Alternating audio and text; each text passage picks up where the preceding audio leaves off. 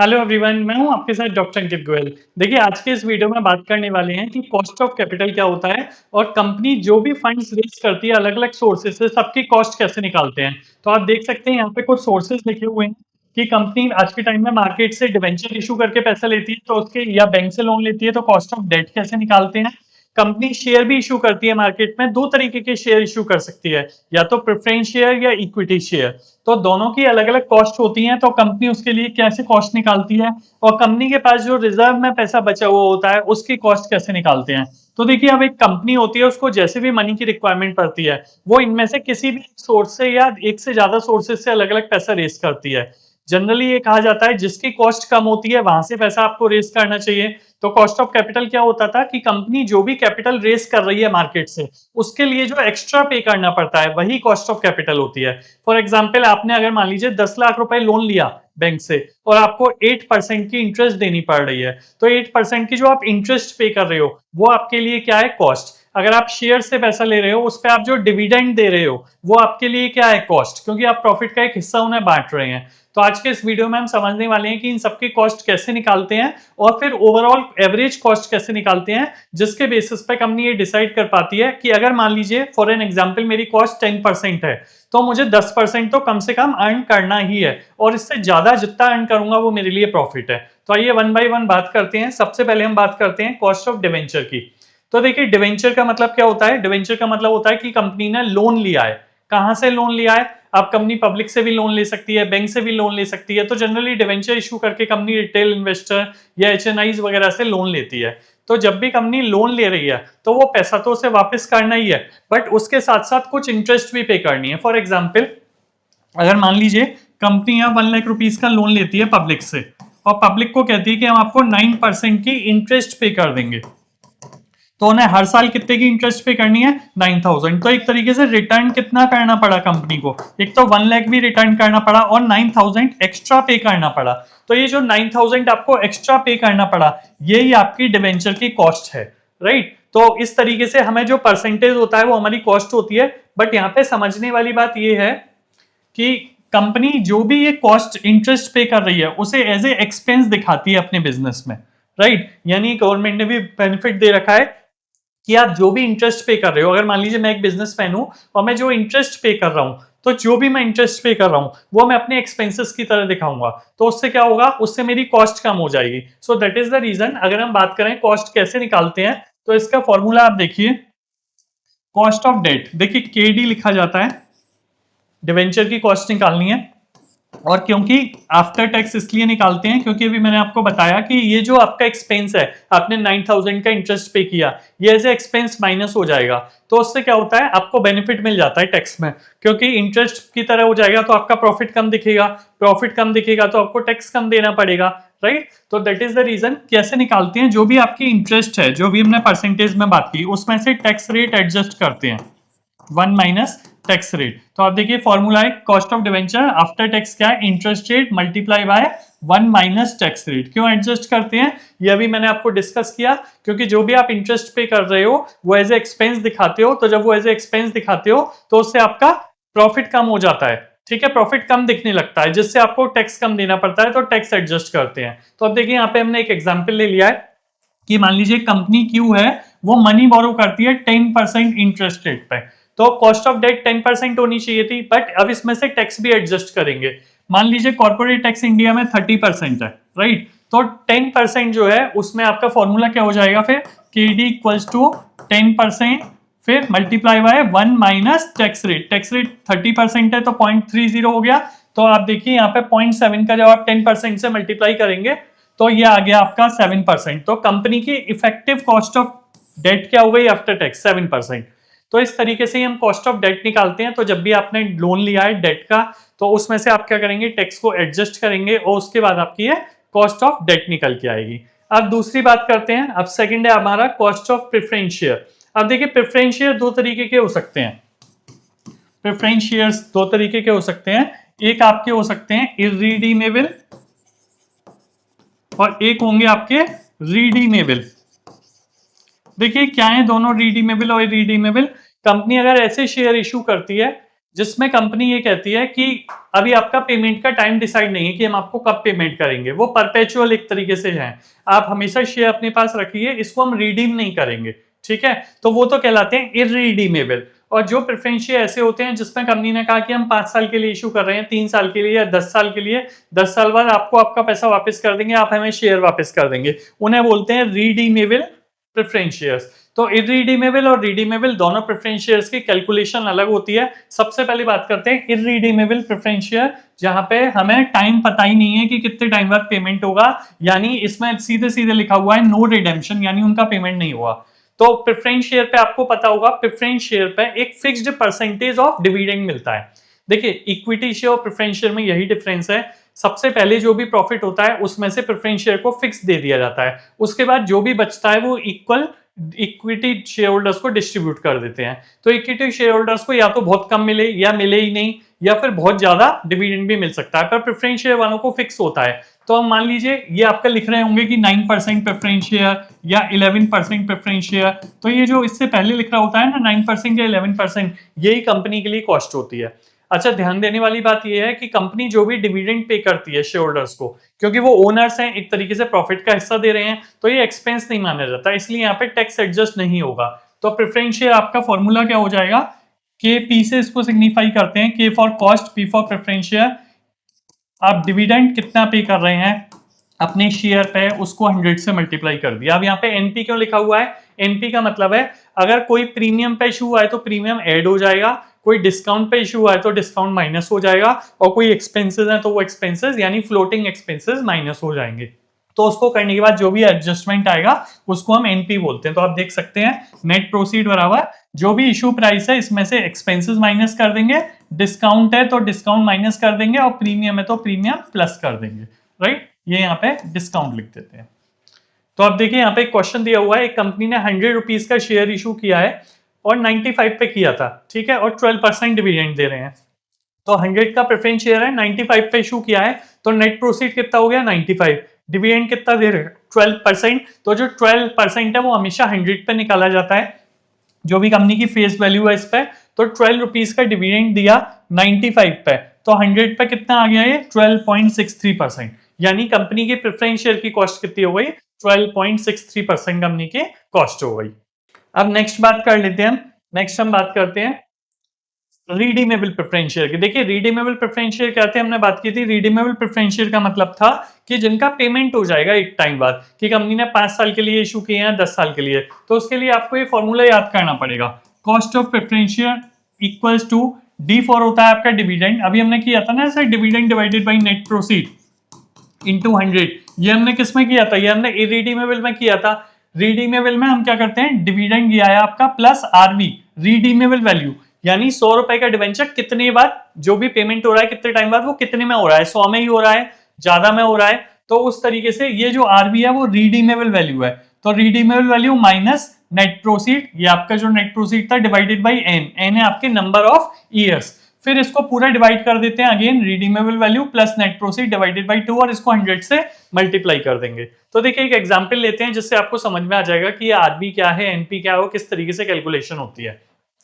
तो देखिए कंपनी ने 100 रुपीज का शेयर इशू किया 95 रुपीज पे, तो आप देखिए ये जो एनपी है वो कितना हो गया 95 रुपीज, और 100 रुपीज का एक डिवेंचर या शेयर है वो उतने ही में पेमेंट होता है, प्रीमियम पे हो सकता है। यहाँ पे लिखा हुआ है redeemable after 5 years at 100 rupees, यानी 100 रुपीज में ही वो रिडीम कर रहे हैं, तो 100 रुपीज आपकी क्या हो गई आरबी, एन क्या हो गया आपका 5 इयर्स। तो अब देखिए फॉर्मूला लगाएंगे, और यहाँ पे डिविडेंड है 12%, तो डिविडेंड क्या हो गया 12, तो यहाँ पे आप किस तरीके से फॉर्मूला लगाएंगे 12, डिविडेंड हमने कहा था 12 प्लस 100 माइनस 95, क्योंकि 100 क्या है रिडीमेबल वैल्यू, ये आपकी हो गई आरबी, ये हो गई आपकी एनपी, डिवाइडेड बाई ये आपका हो गया एन नंबर ऑफ ईयर्स, और फिर इसको डिवाइड करके प्लस कर देंगे मल्टीप्लाई बाई 100, आपकी कॉस्ट कितनी आ गई 13.33%। तो इस तरीके से हमें ये समझ में आया कि जो रिडीमेबल और इरिडीमेबल डिवेंचर हैं दोनों में डिफरेंस है। जो इरिडीमेबल डिवेंचर हैं उनमें सिंपल सा फॉर्मूला है dividend divided by net proceed into 100, but जो रिडीमेबल हैं जिनका पेमेंट एक टाइम बाद फिक्स है उनके लिए हम ये फॉर्मूला एडॉप्ट करते हैं और जिसके थ्रू कंपनी की कॉस्ट निकाली जाती है। आई होप ये आपको क्लियर रहा। अच्छा देखिए अब बात कर रहे हैं कॉस्ट ऑफ इक्विटी की। कॉस्ट ऑफ डेट पे हमने ये देखा कि कंपनी जो भी इंटरेस्ट पे करती है वो हमारी कॉस्ट होती है, बट उसमें टैक्स को एडजस्ट करना पड़ता है। कॉस्ट ऑफ प्रेफरेंस शेयर में हमने देखा कि दो तरीके के प्रेफरेंस शेयर होते हैं, एक रिडीमेबल और एक इरिडीमेबल। तो जो भी कंपनी डिविडेंड पे करती है वो आपकी कॉस्ट होती है। अब कॉस्ट ऑफ इक्विटी की बात करते हैं। इक्विटी शेयर होल्डर्स जो कंपनी के होते हैं उनको भी कंपनी डिविडेंड पे करती है, तो जो भी कंपनी डिविडेंड पे कर रही है वही उसके लिए कॉस्ट है। अब देखिए इसके लिए सिंपल सा फॉर्मूला है, अगर इसको हम समझें तो इसके दो मेथड हैं, आप देख सकते हैं। पहला मेथड है डिविडेंड डिस्काउंट मॉडल। तो इसमें जो भी कंपनी डिविडेंड पे कर रही है, किस पे डिविडेंड पे कर रही है, मार्केट प्राइस पे, वो कंपनी की कॉस्ट होगी। तो ये जो मॉडल है ये है आपका डिविडेंड डिस्काउंट मॉडल। एक और मॉडल होता है कैपम मॉडल, तो दोनों के हिसाब से हम सीखेंगे। प्लस कंपनी अगर कोई ग्रोथ भी दे रही है हर साल तो वो ग्रोथ भी ऐड कर देते हैं। तो आप ये फॉर्मूला देख सकते हैं। तो यहाँ पे एक न्यूमेरिकल लिया हुआ है जिसके बेस पे समझते हैं कि कंपनी अगर सपोज कर लीजिए 4 रुपीज का डिविडेंड पे कर रही है, तो डी आपका क्या हो गया, 4 रुपीज डिवाइडेड बाई कंपनी का मार्केट प्राइस 40 रुपीज है, तो 40 रुपीज इंटू 100। एक तो ये कॉस्ट है आपकी, प्लस इसमें जो कंपनी ग्रोथ रेट एक्सपेक्ट कर रही है, मतलब हर साल 5% और बढ़ा के देगी, तो यहाँ पे 5%। तो ये आपका कितना हो गया, अगर आप देखेंगे तो ये आपका 10% हो गया। 10% प्लस 5%, यानी कंपनी की कॉस्ट ऑफ इक्विटी कितनी आ गई, 15%। तो इस तरीके से कंपनी अपनी कॉस्ट ऑफ इक्विटी निकालती है। अब ये तो जो मॉडल था वो डिविडेंड के हिसाब से निकाला, dividend discount model. There is another model that is called CAPM, Capital Asset Pricing Model। तो CAPM के हिसाब से भी हम कंपनी की कॉस्ट ऑफ इक्विटी निकाल सकते हैं। तो उसका जो फॉर्मूला है, उसका फॉर्मूला आप देखिए, कॉस्ट ऑफ इक्विटी, क्योंकि कॉस्ट ऑफ इक्विटी को हम केई के हिसाब से लिखते हैं। Cost of equity equals to risk free rate of return plus जो मार्केट रेट है उसमें से रिस्क फ्री को माइनस करके बीटा का मल्टीप्लाई कर देंगे। तो ये एक फॉर्मूला है जिसके बेसिस पे हम कॉस्ट ऑफ इक्विटी निकालते हैं। तो देखिए अगर मान लीजिए कंपनी की 6% risk free rate of return है, बीटा 1.2 है और मार्केट रिटर्न 12% है, तो कंपनी के लिए कॉस्ट क्या पड़ेगी इक्विटी की। तो इसका फॉर्मूला कॉस्ट ऑफ इक्विटी क्या होगा, सबसे पहले हम risk free rate of return लिखते हैं कि इतना परसेंट तो चाहिए ही चाहिए। जो इक्विटी शेयर होल्डर्स हैं, जो मार्केट में मिल रहा है उससे ज्यादा ही वो एक्सपेक्ट कर रहे हैं, तो अगर रिस्क फ्री में वो कहीं लगा देंगे तो 6% तो उन्हें रिक्वायर्ड ही है, प्लस मार्केट में रिटर्न कितनी मिल रही है, 12। तो 12 में से 6 माइनस करेंगे, क्योंकि रिस्क फ्री को हम लिख चुके हैं, इसका मल्टीप्लाई करेंगे बीटा से। यानी बीटा ये बताता है कि मार्केट जो है आपकी जो भी आ रही है उससे कितना ज्यादा या कम है, राइट। तो उसके बेसिस पे हम देखेंगे 6 का 1.2 से मल्टीप्लाई करेंगे तो 7.2 प्लस 6, यहाँ पे आपकी कॉस्ट आ गई 13.2%। तो इस तरीके से कॉस्ट ऑफ इक्विटी निकालने के दो मेथड हैं। तो अभी तक हमने समझा कॉस्ट ऑफ प्रेफरेंस शेयर कैसे निकालते हैं, कॉस्ट ऑफ इक्विटी शेयर कैसे निकालते हैं, और कॉस्ट ऑफ डिवेंचर।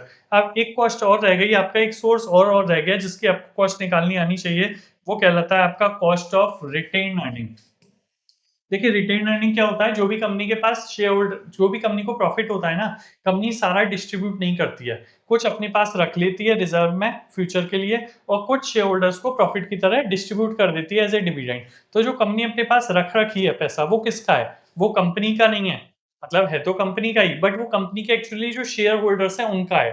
तो कंपनी एक्सपेक्ट करके चलती है कि वो फ्री का पैसा नहीं है, उस पर भी उसको कॉस्ट बियर करनी पड़ रही है, क्योंकि जो शेयर होल्डर हैं जिनको पैसा डिस्ट्रीब्यूट नहीं किया पूरा, वो ये मान के चल रहे हैं कि फ्यूचर में आप उन्हें बेटर ग्रोथ दोगे, इसलिए आपने उनका पैसा रख रखा है। तो उसकी भी वो फ्री का पैसा नहीं माना जाता, उसकी भी कॉस्ट मानी जाती है। तो कितनी मानी जाती है, तो कंपनी ये मान के चलती कि अगर मान लो हम डिस्ट्रीब्यूट कर देते इनको ये पैसा, तो ये जो शेयर होल्डर हैं ये पैसा कहाँ लगाते, कहीं शेयर में ही लगा देते, तो इनको कॉस्ट ऑफ इक्विटी जितनी रिटर्न वहां से मिलती उतनी हमारी कॉस्ट आएगी।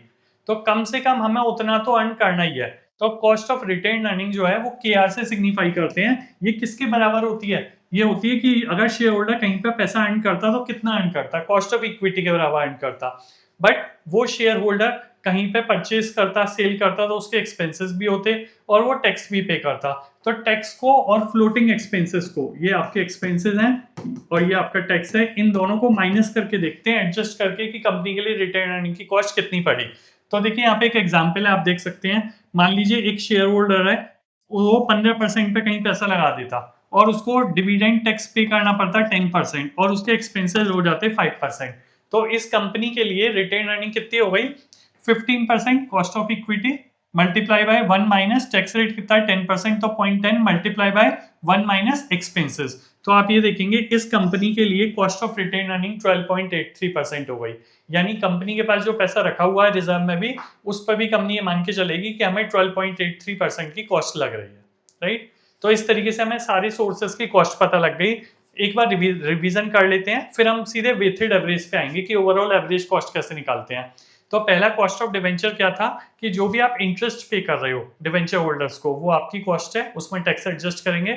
दूसरा हमने देखा शेयर होल्डर्स में, प्रेफरेंस शेयर होल्डर्स के लिए कॉस्ट क्या है, जो भी आप डिविडेंड पे कर रहे हो वो कॉस्ट है।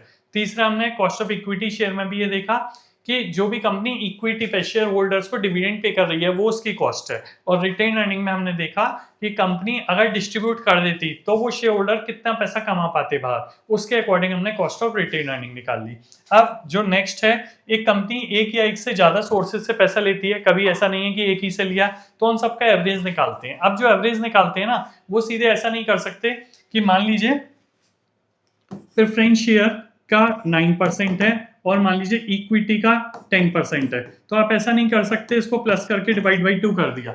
वो इसलिए नहीं कर सकते क्योंकि प्रेफरेंस शेयर और इक्विटी शेयर होल्डर क्या दोनों से आपने 50-50% पैसा लिया है। अगर 50-50% लिया होता तब तो जाके आप डायरेक्ट सिंपल प्लस कर देते, बट क्योंकि यहाँ पे अलग अलग सोर्सेज से अलग अलग पैसा लिया जाता है तो उनका वेट देखा जाता है, जिसका ज्यादा वेट है उसके हिसाब से कॉस्ट निकाली जाती है। तो देखिए वेटेड एवरेज का अगर हम कैलकुलेशन की बात करें तो इसका सिंपल सा फॉर्मूला है कि आपको वेट का मल्टीप्लाई करना होता है कॉस्ट में। मैं आपको यहाँ फॉर्मूला दिखा भी देता हूँ so that it will be easy for you to understand. यहाँ देखिए weighted average cost of capital आप देख सकते हैं, ये फॉर्मूला है WACC, weighted average cost of capital. ये आपका है कॉस्ट ऑफ डिवेंचर, ये आपका कॉस्ट ऑफ प्रेफरेंस शेयर, ये है कॉस्ट ऑफ इक्विटी, ये है कॉस्ट ऑफ रिटेन अर्निंग। तो कंपनी ने अगर इन सबसे सोर्सेज से पैसा ले रखा है तो इसमें वेट का मल्टीप्लाई करेंगे, डिवेंचर का वेट क्या है, प्रेफरेंस शेयर का वेट क्या है, इक्विटी का वेट क्या है और रिटेन अर्निंग का वेट का मल्टीप्लाई करने के बाद तब हम इसका एवरेज निकालते हैं। तो अब अगर हम समझें तो एक एग्जाम्पल हमने ले लिया है, अब आपको बेटर समझ में आएगा क्योंकि आप सबकी कैलकुलेशन भी सीख चुके हैं इंडिविजुअल। तो अगर सपोज कर लीजिए यहाँ पे हमने एक एग्जाम्पल लिया है, फॉर्मूला यहाँ भी लिखा हुआ है आप देख सकते हैं, जो भी इक्विटी है उसको डिवाइड करते हैं टोटल से, राइट, तो वेट निकल आता है। जो भी डिविडेंड से या डिवेंचर से पैसा लिया, ठीक है, उसका टोटल से डिवाइड करेंगे तो वेट निकल आएगा, फिर उसमें मल्टीप्लाई करेंगे आप इनकी इंडिविजुअल कॉस्ट को। कैसे, जैसे हमने कहा था कॉस्ट ऑफ, मान लीजिए डिवेंचर है और कॉस्ट ऑफ इक्विटी है, दो से पैसा लिया है, तो इनका सीधे एवरेज नहीं करेंगे, इसमें इसका वेट मल्टीप्लाई करेंगे, इसमें इसका वेट मल्टीप्लाई करेंगे। और ये वेट कैसे निकल के आएगा, ये वेट अगर आपको निकालना है तो जो भी डिवेंचर का प्रपोर्शन है प्लस डिवेंचर और इक्विटी का जो प्रपोर्शन है उसका टोटल डिवाइड कर दो तो आपका ये वेट निकल आएगा। इस वेट को इंडिविजुअल से मल्टीप्लाई करेंगे। तो अब हम न्यूमेरिकल देखते हैं, आपको समझ में आ जाएगा। जैसे सपोज कर लीजिए कंपनी ने 600 करोड़ रुपए इक्विटी से लिए हैं और डेट से कितने लिए हैं, 400 करोड़। तो कंपनी ने टोटल कितना रेस किया, कंपनी ने टोटल 1000 करोड़ रेस किया। अब हमने ये निकाल लिया कॉस्ट ऑफ इक्विटी 15% है और कॉस्ट ऑफ डिवेंचर 7% है, तो कंपनी की ओवरऑल कॉस्ट कितनी है। अब देखो एक सिंपल तरीका था 15 प्लस 7/2 कर देते और डिवाइड बाई 2 कर देते तो एवरेज निकल आता, बट क्या कॉस्ट ऑफ इक्विटी और डेट से इक्वल पैसा लिया है, नहीं। तो अब हम क्या करेंगे, वेटेड एवरेज निकालेंगे। तो वेटेड एवरेज किस तरीके से निकालते हैं, देखिए यहाँ लिखा हुआ है आपको विजिबल होगा, 400 आपका क्या है डेट डिवाइडेड बाई, ये हमने फॉर्मूला सीखा था ना, 400 डिवाइडेड बाई 1000, तो ये आपका वेट आ गया। तो फिर इसमें मल्टीप्लाई कर देंगे cost of debenture, cost of debenture कितनी है 7% और इसमें टैक्स को एडजस्ट करेंगे, हमने सीखा था। तो ये आपकी कॉस्ट ऑफ डेट कंपोनेंट का कितना आ गया 1.96%। और अगर हम इक्विटी की बात करें तो इक्विटी में कितना लिया हुआ है 600 करोड़, तो 600 करोड़ डिवाइडेड बाई 1000 करोड़ यानी 60% वेट आ गया। तो इस वेट में मल्टीप्लाई करेंगे कॉस्ट ऑफ इक्विटी का, कॉस्ट ऑफ इक्विटी कितनी है 15%, ये हमारा गया 9%। तो इक्विटी की कॉस्ट 9% आ गई, डेट की कॉस्ट आ गई 1.96%, यानी कंपनी की ओवरऑल कॉस्ट आ गई 10.96%। तो इस तरीके से हमने निकाला कि weighted average cost of capital क्या होता है। तो अब अगर हम ओवरऑल समझें, एक समरी समझें, तो आप देख सकते हैं यहाँ पे आपको पूरा एक ओवरव्यू गिवन है कि components of cost of capital क्या क्या होते हैं, डेट के होते हैं, इक्विटी, प्रेफरेंशिया और वेटेड एवरेज, और रिटेन अर्निंग भी हो सकता है, ठीक है। तो डेट क्या था, जो भी आप बोरोड कैपिटल है आपकी, जो भी आपने कैपिटल बोरो की है वो आपका डेट होता है, और उस पर आप इंटरेस्ट जो पे करते हो वो आपकी कॉस्ट ऑफ डेट होती है, और उसमें हम टैक्स एडजस्ट करते हैं, राइट। दूसरा कॉस्ट ऑफ इक्विटी हमने क्या दिया था, जो भी डिविडेंड पे करते हो आप वो आपकी कॉस्ट ऑफ इक्विटी होता है। और डिविडेंड क्या होता है जो रिटर्न एक्सपेक्ट करते हैं शेयर होल्डर्स, ठीक है। और प्रेफरेंस शेयर होल्डर्स में भी फिक्स डिविडेंड होता है, ठीक है। यहाँ पे लिखा हुआ है dividend rate on preference shares. Generally ये कम इशू होते हैं, फिर भी इशू होते हैं, हमें इसकी पता होनी चाहिए। अब इसमें दो तरीके के थे, रिडीमेबल और इरीडीमेबल। और जब सारे अलग, और क्या सोर्स हो सकता था, कॉस्ट ऑफ रिटेन अर्निंग किया। तो इन सारे सोर्सेज से पैसा लेके कंपनी जितने भी सोर्सेज से ले रही है, वेट के हिसाब से एवरेज निकालते हैं, जो आपको फाइनल आंसर बताता है कि कंपनी ने 9% पे लिया, 10% पे लिया, 11% पे या 12% पे। जिसके बेसिस पे कंपनी ये डिसाइड कर पाती है कि भाई हमारी कॉस्ट कितनी आई है, और उसके बेसिस पे वो ये डिसीजन ले पाते हैं कि हमें जो भी प्रोजेक्ट एक्सेप्ट करना है उसमें मिनिमम इतनी रिटर्न तो चाहिए जिससे हमारी कॉस्ट निकलेगी, उससे ज्यादा जो रिटर्न निकलेगी वो हमारा प्रॉफिट होगा। तो इस तरीके से कॉस्ट ऑफ कैपिटल आपको डिटेल में कोशिश की समझाने की। वीडियो पसंद आया हो तो आप हमारा चैनल सब्सक्राइब कर सकते हैं, वीडियो को लाइक कर सकते हैं, ज्यादा से ज्यादा लोगों के साथ शेयर कर सकते हैं। कोई डाउट है तो कमेंट बॉक्स में लिख सकते हैं। Thank you.